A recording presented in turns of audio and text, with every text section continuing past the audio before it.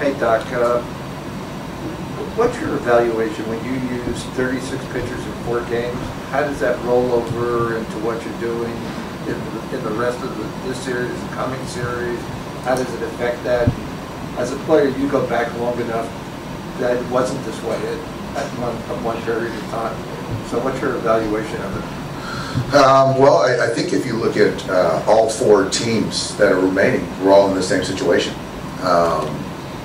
I think you're kind of having the mindset of, I don't think that any of us are looking, I know we're not looking towards the next series. It's what we feel is going to give us the best chance to get to this series. And that's winning 4 games. So, you know, even yesterday, the expectation for Walker to do what he did wasn't in our kind of calculus. But you have to read and react to try to figure out a way to stay away from leverage guys, to kind of prolong the game, extend the game, save guys, whatever you want to, any way you want to look at it. So I think that if you look at our pen in particular, getting some other guys involved yesterday and staying away from a couple of key leverage guys was huge, and having those guys have 2 days off. So there's just no one way to predict how it's going to play out, and you sort of have to, you know, get through the day and pick up the pieces. So yeah, it's a lot of arms we've used, but I do think having guys like Evan Phillips and, you know, Vesia and Brule to pitch, but not to kind of pitch a lot of innings and usage, I think still keeps those guys sharp and fresh. And when did you see this start to change in your time as player, coach, and manager? Yeah, I would say it sort of started kind of when I started managing. I didn't see it as a player.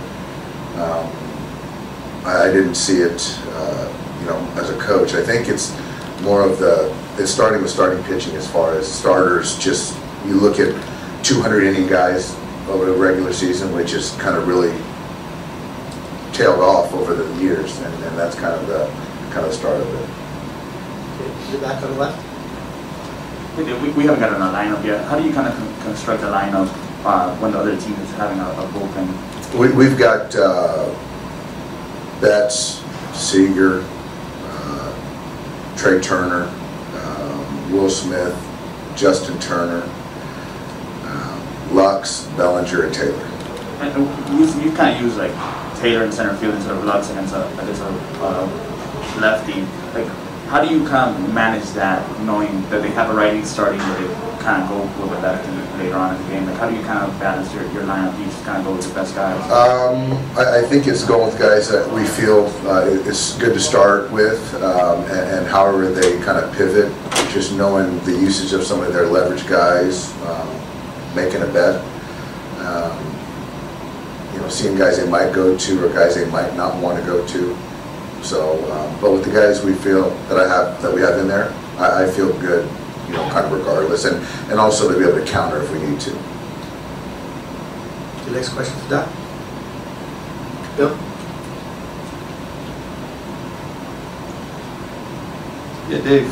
Since he made the swing changes, Cody Bellinger is getting much better results and better at bats. Do you think that positive reinforcement will bleed into next year, and he's more likely to stick with these things? And does he need to stick with these things? I don't know the answer. I do think that the success that he's having will bleed into next year. Also, just having a full off season of health and not rehab, I think will also be a huge benefit. But you know, whether he keeps his hands where they're at or goes back to where he was when he was, you know, 100% healthy, I just don't know the answer right now. Dave, is Lux in center today?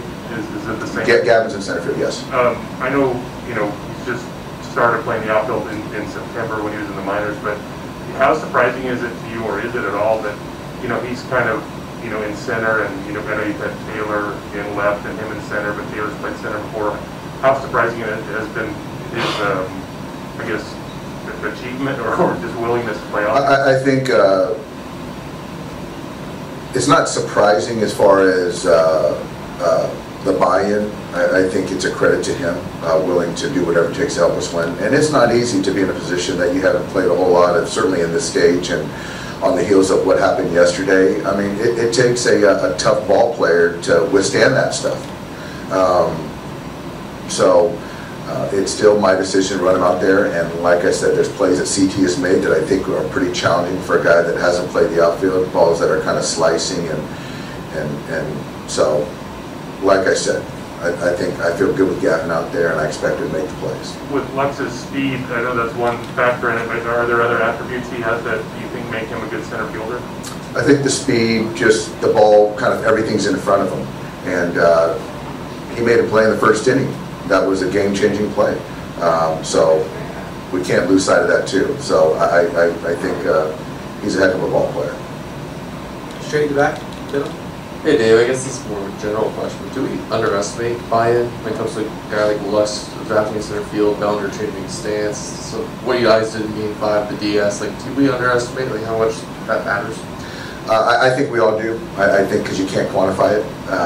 You know, you can kind of lead a horse to water, but you can't make them drink. That old adage. It's just like you can see things and try to benefit a player or anyone. But if they really don't believe it and trust it, then it's all moot. So I think that whether it's Cody with the swing change, or Gavin playing a different position, or AJ Pollock coming off the bench today and saying, when there's a big spot, I'll be ready. You know, that's buy-in. And if you don't trust it, you don't want to believe it, then you're not going to perform, or it just makes it that much harder to perform.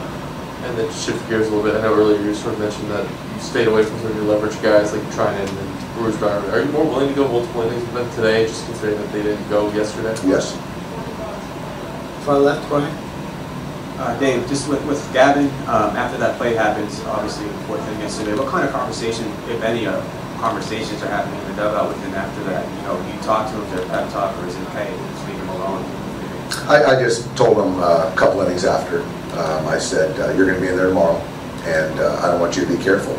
Just keep playing. And what's his reaction to? He said, you gave me a fist bump. And then with Julio, obviously he's been pitching a lot. How long is his leash today? He's going to go as long as he can go.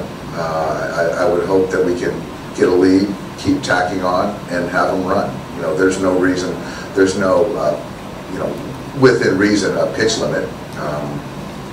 He feels good. He came off 59, then threw an inning, and right now he's ready to go. So if we can build a lead, I don't see how we can't get to 90, 95 pitches. Chelsea, all right.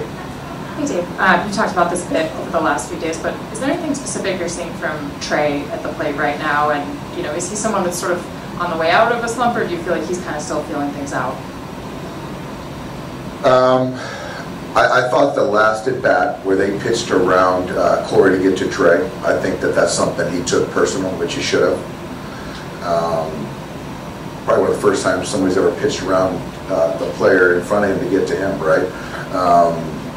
Obviously the result was a base hit, soft contact base hit, but I thought the swings, the swing decisions, that at bat, very good. Trey, he's trying to figure some things out. He's an aggressive hitter. I just want him to continue to kind of be aggressive to his zone, and if it's not there, take his base, but use all fields like he can do and has shown he can do. But let's just say that I think that last at bat that he had, there's something to that, and I think it'll bleed into today. Bill, shake it. Dave, if I had asked you in July or August, Gavin's feature, I think you would have said second baseman, maybe shortstop. Have you seen enough now to think maybe in the same 500 or 600 at bats he could be a Chris Taylor kind of guy? I can, and that question, that's a compliment, a huge compliment. I think that sometimes we see things, and Gavin is a shortstop, he's the #1 prospect in baseball, or a second baseman, whatever it might be. You know, to be an everyday player is the goal. And so it's kind of cut up differently. So I certainly see him as an everyday major league player. And however that plays off roster, we'll know in time. Okay, far right, Bob. David, I know they always say momentum is next stage starters, but do you believe that what happened last year with last night with Bellinger, that's a momentum carryover? And second part was how many times that you watched a replay of that, I bet?